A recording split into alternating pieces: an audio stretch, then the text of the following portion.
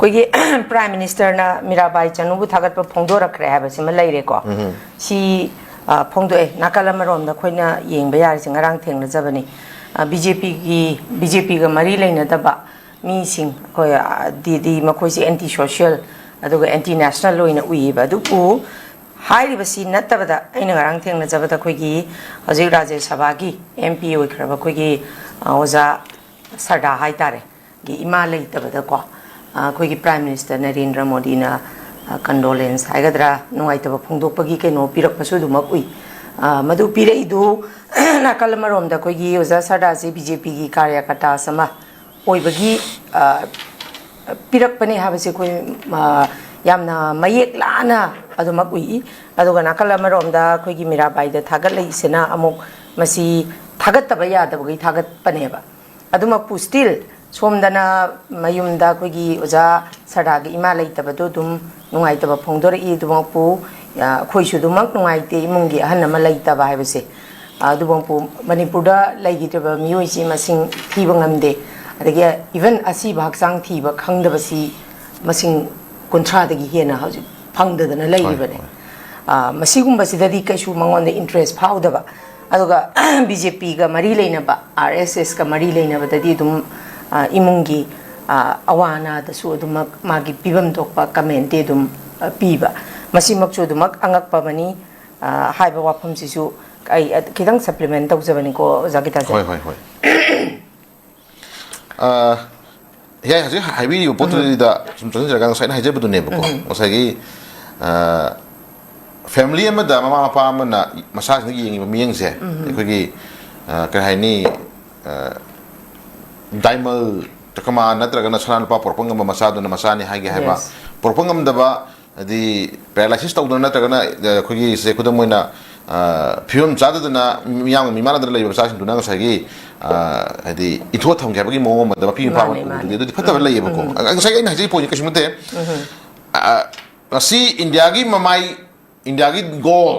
India बु सिनी सक तापंगम को मसा मीराबाई से सिदि मान थाप फुंदु इबको दो मणिपुर दा कुकी टेररिस्ट सिंग ना ड्रग माफिया सिंग ना गसी नैखाइ मयाम सिदि माय मोय मियें चमंगम देबको अदा खुन हाजनिंग दिना बिचम मिखाइ ना बिथौ तो बिगनो हाइबनेबा बट अदो सागी हाइबि पॉइंट दो इंडिया सि याम नुगाइबा सागी सिनम खसुम उइ एकोइ सि तनाय फदना इंडिया से कोई फेडरल स्ट्रक्चर ने नखोइ मयाम सम हाइनै को एकोइ मयाम जे कम्युनिटी जाति खुदिमा खुंदामिनबा को हिंदू मुस्लिम सिख को जैन को अदगी देन अतो अतोपा कम्युनिटी मसा मयाम लेदि प्रमाणि को एकोइ फ्रुट मयाम खुंदामिन गान सेम दुगुंबा कंट्री लेबा आमनेबा को मसिदा अंगम ओइरिसिंग सगी खुगी सी हाइरा गानबुदि मोइना वरर को सुजाइ को मोइ कन्सेप्ट से लेदिसि इंडिया की प्राइम मिनिस्टर से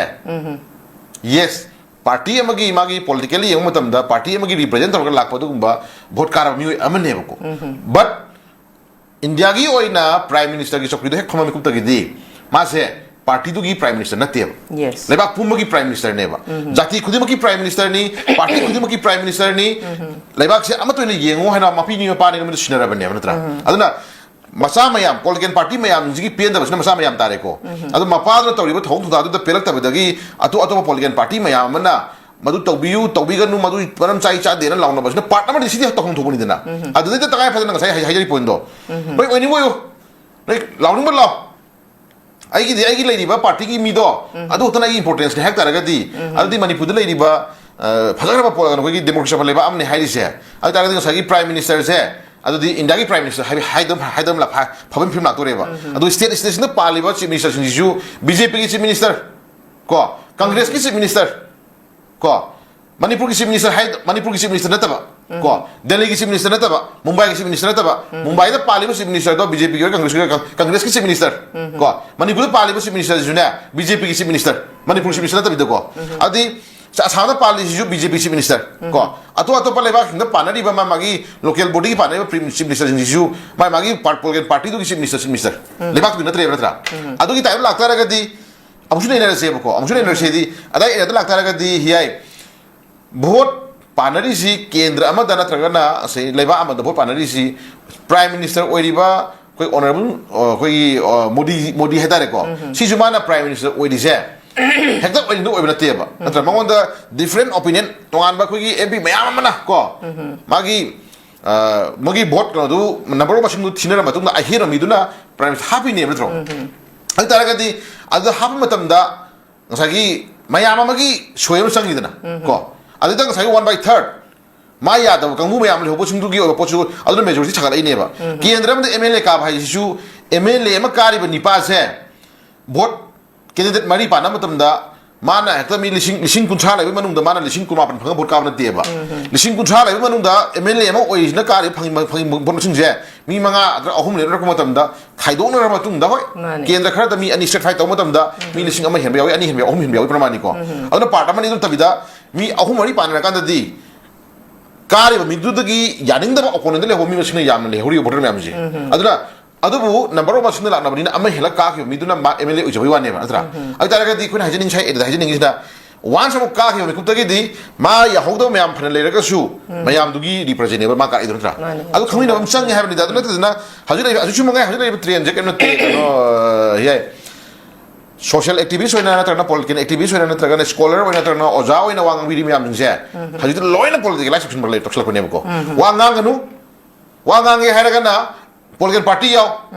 ha political party yaw di hararoi pularoi tararoi action tararoi guna tararoi hai bane ba isam jam ngang tara kan poto nang kai oi ngang ino kai dori no hai na ma de badnam pi da badnam pi na de threat tok na de kien hon tok na loina ki wana se de ko tonoi bari tini umjo angam badana tonoi thak haji khudam na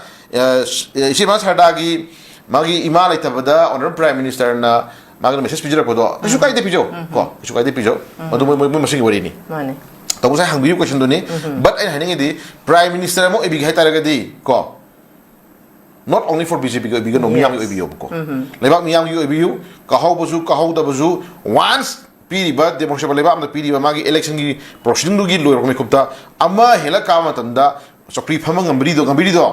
ka hau da ba pi hau da ba yada me am du gi su apun gi oina lai bi me am gi oina amat to ba du prime minister ebi yo ko sagi ai di BJP gi prime minister ni ai di congress gi chief minister ni ai di adu gi ni en chan lai taraga di yai ma du di sidi democracy lebak ora roi ko tangai fa nang sagi mana pali ba mana pai ri ba du gumba party singuna mai magi state mai magi country da loina nei khai kan hai taraga di se handa khudam moina jantra mantra da chhatra mayam handa yono to budu ekoi gi education minister ni bathak to protest da ekoi video footage mayam uri da ko karama community na kanano mayam na hai hindu muslim hai ju nushira na adum khud chanra salli ko ato ba sikh hai ju chanra salli ko tum mane matam da sagi muslim man lai khram matam da hindu man adum humai humbiri sikh man humai humbiri buddhist man humai humbiri